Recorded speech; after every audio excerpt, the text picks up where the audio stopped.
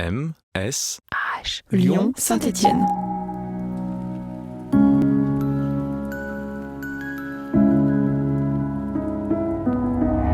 C'est un projet donc, dans le cadre du festival Pop Science, et donc nous, le laboratoire dynamique du langage, on va s'intéresser aux questions de langue sur le territoire viennois. Donc l'intérêt, c'est de croiser évidemment l'archéologie, puisqu'on est sur 4 époques différentes, et différentes informations relatives aux langues. En appui de ce qu'on dira nous sur les langues, eh bien on aura donc des illustrations.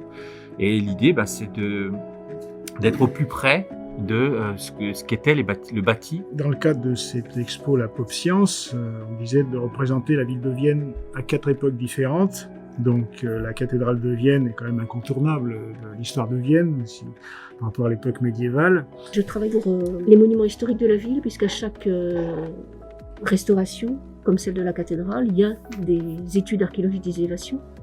Voilà, là on a une cathédrale du XIIe siècle qui a été agrandie à l'est au XIIIe siècle, puis construite 14e, 15e, et c'est au début du XVIe que la façade actuelle est finie. La question, c'était de s'arrêter sur l'instant I de 1311, à quoi ressemble la cathédrale en 1311.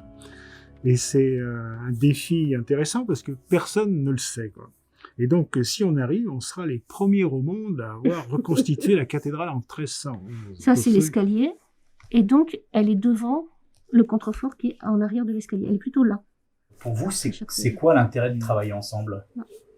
Moi, j'ai le point de perspective pour faire les dessins, et Monique, elle remplit ce qu'il y a entre les traits de la perspective. Le dessin ou la maquette, c'est toujours un exercice qui oblige à aller au fond de ce qu'on a compris d'un chantier archéologique. Nous sommes une sorte d'enquêteurs à travers les siècles. Là, on fait une enquête avec des indices qui ont plus de 8 siècles. Alors, voilà. Si on y arrive, on est fort, hein.